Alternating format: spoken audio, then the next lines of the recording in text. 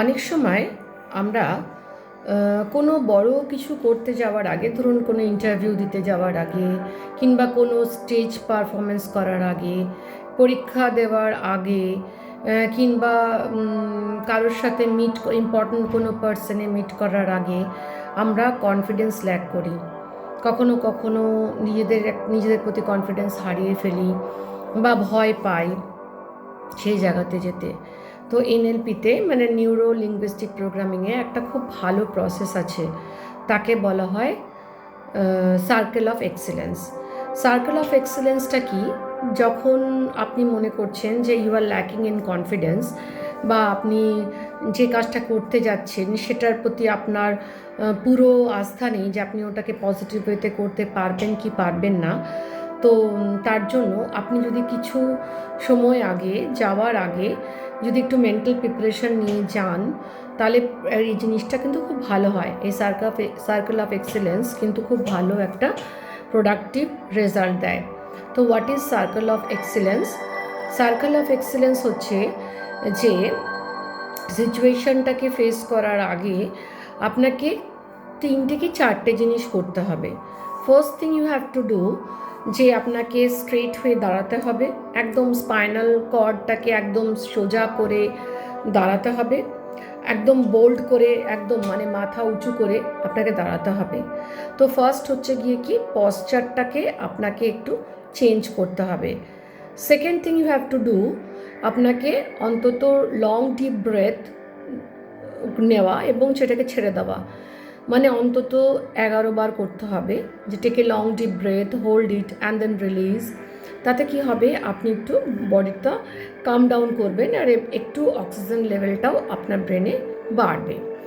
এটা করার পর তারপরের স্টেপটা আপনাকে করতে হবে, আপনি যেখানে দাঁড়িয়ে আছেন তার থেকে আপনি 4টে স্টেপ এগিয়ে গেলেন বা 3টে স্টেপ আপনি এগিয়ে গেলেন আপনার সামনের দিকে। প্রথমে বাঁ পা ফেলবেন, তারপর ডান পা, তারপরে বাঁ পা। 3টে কি 4টে স্টেপ আপনি এগিয়ে গেলেন। এবার 3টে কি 4টে স্টেপ এগিয়ে যাওয়ার পর সেটা আপনাকে করতে হবে, ওখানে দাঁড়িয়ে আপনাকে সেই পয়েন্টে আপনাকে চিন্তা করতে হবে যে আপনার জীবনে যে সবথেকে একটা ভালো মুহূর্তের কথা, যেখানে আপনি অনেক প্রশংসা পেয়েছেন, যেখানে আপনি অনেক ভালোবাসা পেয়েছেন, যেখানে অনেক আপনি সম্মান পেয়েছেন, সেটা যেরকমই হোক না কেন, আপনার ফ্যামিলিতে হোক বা আপনার বন্ধু বান্ধবদের মধ্যে হোক বা যে কোনো সিচুয়েশনের মধ্যে হোক না কেন, সেটা যদি আপনি করতে পারেন, সেই জিনিসটাকে আপনি চিন্তা করুন।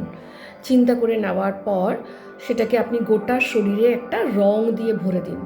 ধরুন আপনি চিন্তা করতে পেরেছেন, তো ওটা গোটা শরীরে আপনি রং দিয়ে ওটাকে ভরে নিয়েছেন, তাহলে খুব ভালো। আর যদি কোনো কারণে আপনি চিন্তা করতে না পারেন, যে এরকম একটা সিচুয়েশন যে আপনার মনে সেই মুহূর্তে মনে পড়ছে না, তো কোনো অসুবিধা নেই।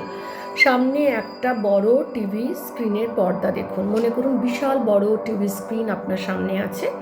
সিনেমা হলে যেরকম একটা স্ক্রিন থাকে, অত বড় স্ক্রিন আপনার সামনে আছে। এবার আপনি সিচুয়েশনটাকে একটু মিরর ইমেজ করুন, ঠিক আছে? মনে ভাবুন যে যেই জায়গাতে আপনি যাচ্ছেন, যার জন্য আপনার কনফিডেন্স দরকার, আপনি সেই জায়গাতে গেছেন, গিয়ে আপনি সেটাকে ফেস করছেন এবং কিভাবে ফেস করছেন সেটাকে রিহার্সাল করুন, ঠিক আছে? সেটাকে রিহার্সাল করুন।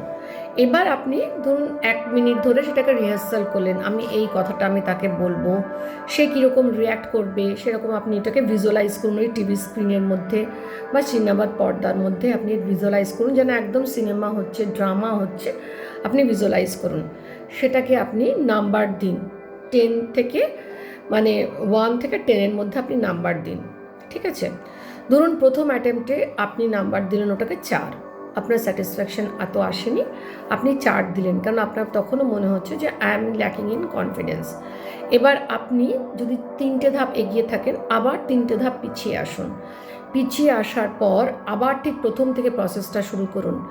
আবার সোজা হয়ে দাঁড়ান, স্পাইনাল কর্ডটাকে সোজা করুন, মাথাটাকে উঁচু করুন, বোল্ড করুন নিজেকে।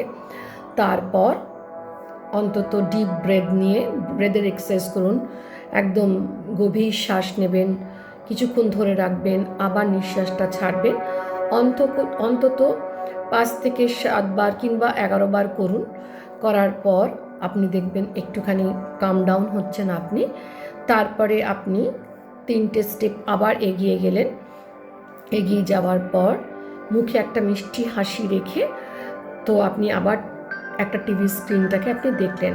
আচ্ছা, মুখে আমি কেন মিষ্টি, প্রথমেই আমার বলা উচিত ছিল মুখে একটা মিষ্টি হাসি রাখা উচিত, কারণ আমরা যখনই হাসি না, দেখবেন আমরা যদি গম্ভীর হয়ে থাকি আমরা ওটা সিরিয়াস মোডে নিয়ে নিই।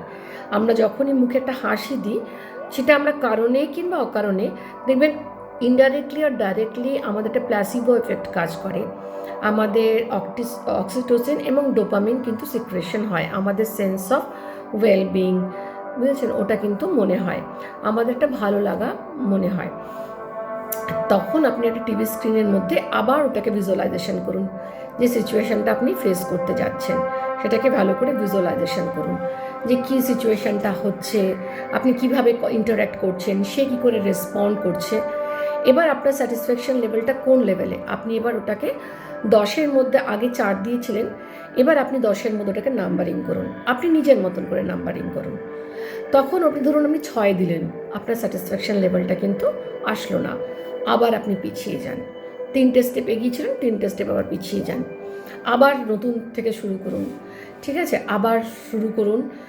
নিজেকে নিজে একটুখানি স্পাইনাল কর্ডটাকে সোজা করে, মাথাটাকে বোল্ড করে উপর দিকে তাকিয়ে নিজের কনফিডেন্সটা গেইন করে আবার long deep breadth, inhale exhale করে সেটাকে করে নিন। অ্যাটলিস্ট 5 to 7 টাইমস করে নেওয়ার পর 3টে স্টেপ আপনি এগিয়ে যান। এগিয়ে গিয়ে আবার আপনার টিভি স্ক্রিনটাকে ভিজুয়ালাইজেশন করুন, আবার ওটাকে রিহার্সাল করুন। ঠিক আছে, এবার দেখুন রঙটা কেমন। আগে যে আপনি সেই টিভি স্ক্রিনের মধ্যে আপনি যে কালারটা একটু ফিকে লাগছিল, আপনি পরের বার সেকেন্ড টাইম করাতে কালারটা একটু ব্রাইট হয়েছে। এখন আপনি দেখুন এই কালারটা আপনার কাছে, এই যে কালারটা আপনি দেখতে পাচ্ছেন সেই কালারটা কতটা ব্রাইট এবং কিভাবে আপনি রিপ্রেজেন্ট করছেন, এবং যে আপনার কাছে আছে যে সিচুয়েশনটা তারা কী করে আপনাকে অ্যাকসেপ্ট করছে সেটা আপনি ফিল করুন। তারপরে সেটাকে আপনি এবার নিজেকে মার্কস দিন, সেটাকে আপনি মনে করুন যে আপনি 8 দিলেন বা 7 দিলেন, আবার আপনার স্যাটিসফ্যাকশন লেভেল এলো না, আবার আপনি পিছিয়ে গিয়ে এটাকে রিপিট করুন।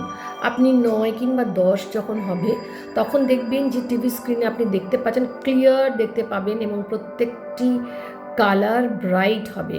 প্রত্যেকটা আপনার কথাবার্তাগুলো যেটা আপনি শুনতে পাবেন নিজের কানে, নিজের কথাগুলো, সেগুলো একদম ডিস্টিংক্টলি আপনি অডিবল হবে। আর যে পিকচারটা আপনি দেখতে পাবেন ওটা ক্লিয়ারলি ভিজুয়ালাইজেশন করতে পারবেন। এইভাবে কিন্তু সার্কেল অফ এক্সিলেন্সে আপনার স্যাটিসফ্যাকশন লেভেলটা যখনই দেখবেন যে এইবার আমি রিহার্সাল করেছি, এটা আমার 9 কিংবা 10 আমি দিতে পারি, নিজেকে কনফিডেন্ট রেখেই দেবেন নিজেকে 9 কিংবা 10 দিতে পারি। এবার যখন আপনি সার্কেল অফ এক্সিলেন্স ক্রস করে গেলেন, আপনি বুঝতে পারলেন যে I am satisfied now, I am mindful now, তখন আপনি দেখবেন সেই কাজটা আপনি করতে যাচ্ছেন, মিরাকুলাসলি সেই কাজটা কিন্তু সাকসেসফুলি করতে পারছেন। আপনি এটা একবার অ্যাপ্লাই করে দেখুন। সার্কেল অফ এক্সিলেন্স একটা বড় ভালো এফেক্ট আছে, এনএলপিতে এটা ভীষণ ভালো রেজাল্ট দেয়। তো এইটা অ্যাকচুয়ালি কী হয়, সার্কেল অফ এক্সিলেন্সে আমাদের যেটা করে, আইদার আপনি ভালো কিছু চিন্তা করে নিয়ে ওটা করতে পারেন, কিংবা যদি আপনার সেই মোমেন্টে কোনো ভালো আপনার সিচুয়েশন, আগের কোনো ঘটনা ভালো কিছু মনে করতে পারছেন না, তাহলে ঠিক আছে, অত সময় নষ্ট না করে আপনি সেই যে সিচুয়েশনটা আপনি ফেস করতে যাচ্ছেন, এই প্রেজেন্ট সিচুয়েশনটাকেই আপনি ওটাকে টিভি স্ক্রিনের মতন করে, বিশাল বড় একটা সিনেমার পর্দার মতন করে আপনি ওটাকে ভিজুয়ালাইজেশন করুন। এবং ভিজুয়ালাইজেশন করতে করতে আপনি যখন 3-4 বার আপনি ওটাকে রিহার্সাল করবেন, দেখবেন আপনারও একটা স্পিচ তৈরি হয়ে যাচ্ছে, একটা কনফিডেন্স গ্রো করে যাচ্ছে এবং একটা সার্কেল অফ এক্সেলেন্সের মধ্যে আপনি কিন্তু পাস করছেন। আপনি যখন দেখবেন নিজেকে স্যাটিসফ্যাকশন লেভেলে চলে যাচ্ছে, তখন দেখবেন একটা অরা আপনার তৈরি হয়ে যাচ্ছে, একটা স্যাটিসফ্যাকশন লেভেল তৈরি হয়ে যাচ্ছে, একটা বলের মধ্যে, আপনি স্যাটিসফ্যাকশন বলের মধ্যে আছেন, একটা পুরো লাইট, সার্কেল অফ লাইট আপনার মধ্যে রয়েছে। এবার সেই কনফিডেন্স লেভেলটা নিয়ে গিয়ে যে কাজটা আপনি করবেন, অফিসে ঢোকার আগে কিংবা পরীক্ষার হলে ঢোকার আগে, ইন্টারভিউ ক্র্যাক করার আগে আপনি ভাববেন যে আই অ্যাম কনফিডেন্ট নাও, কারণ আমার কাছে সার্কেল অফ এক্সেলেন্সটা আছে।